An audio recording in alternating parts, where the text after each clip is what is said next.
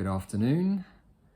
This is another video from The Liberated Mind, and today I am going to allow myself to be a little bit vulnerable for a change, and I think this is important.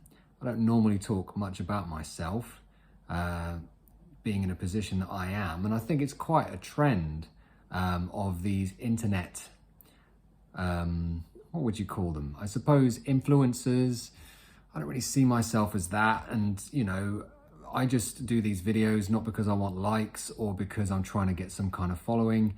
It's really because I find that I have a lot of information that seems to help people out, and it would be selfish of me not to share it. And I get that not everybody else can afford to hire someone like myself to have that specialist one-on-one support. So this is my way of giving back, if you like. So basically today I want to talk about the importance of allowing yourself to be vulnerable and authentic.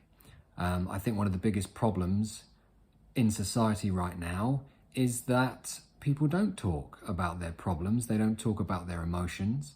And I did a post earlier this week on Instagram sort of explaining that a bit more.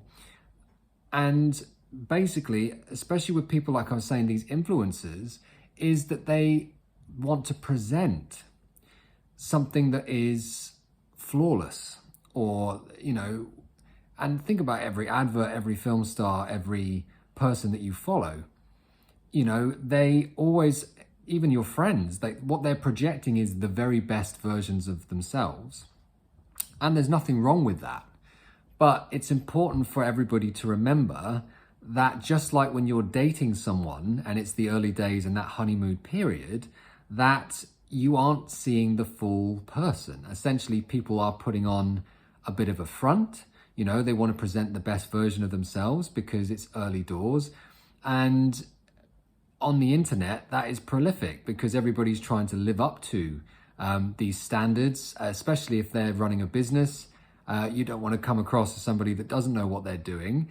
But as I keep saying, it's important to keep bringing it back and being, you know, authentic and allowing yourself to be vulnerable a little bit, especially with your friends and family, and actually making sure that you do have some kind of support network.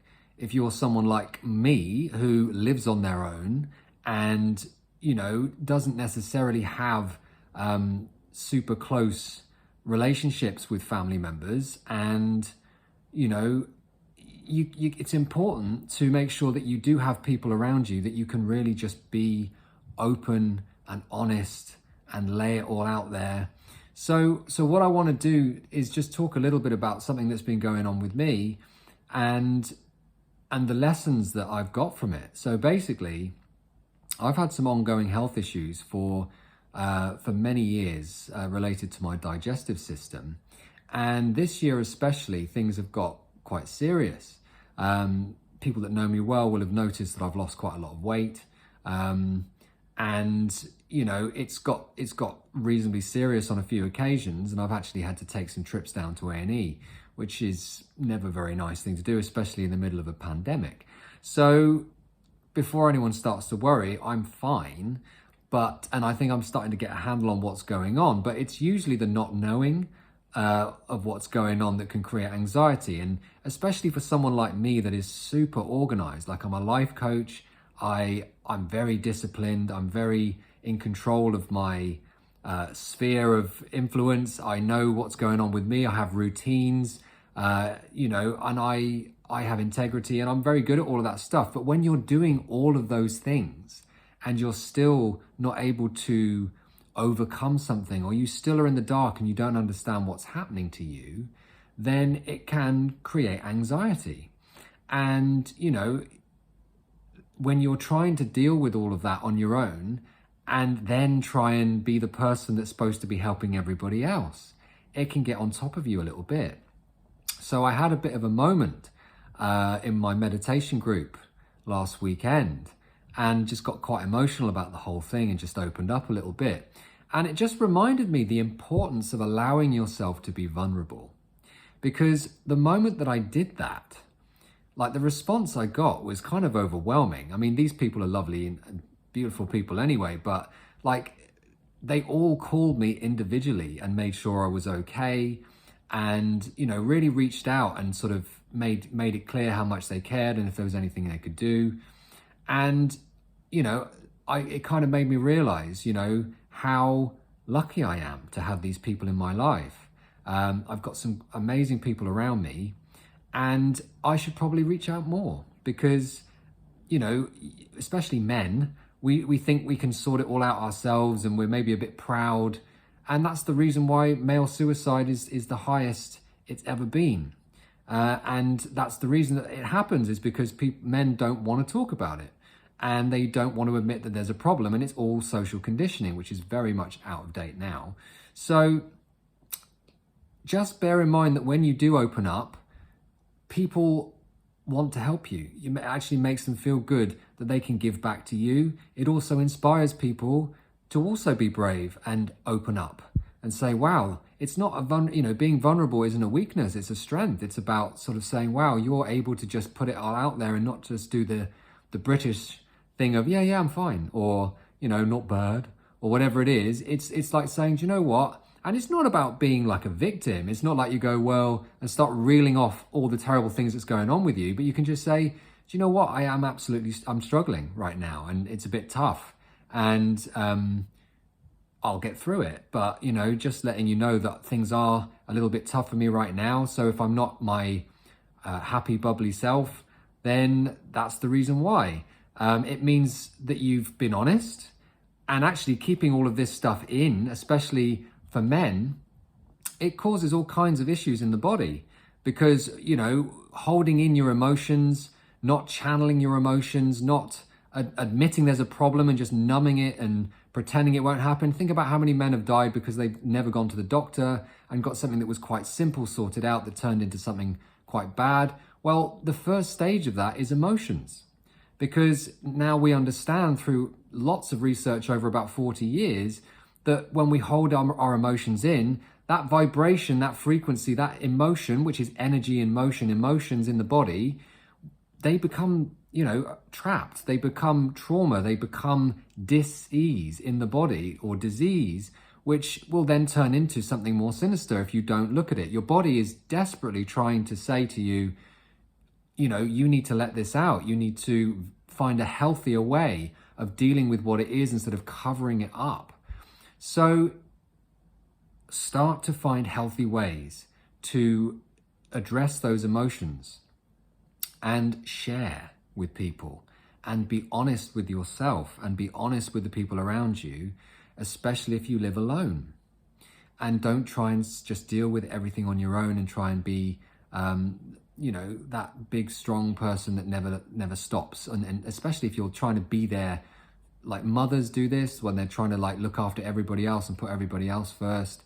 Men do this, you know, business leaders do this. They look after their staff, but they neglect their own health, you know.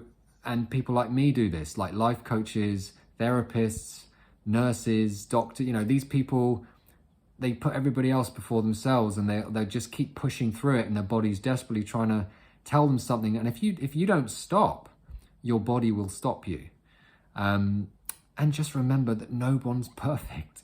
Online, these social media channels where you're scrolling through all these people and you're out, their life looks amazing. Why is my life not like that?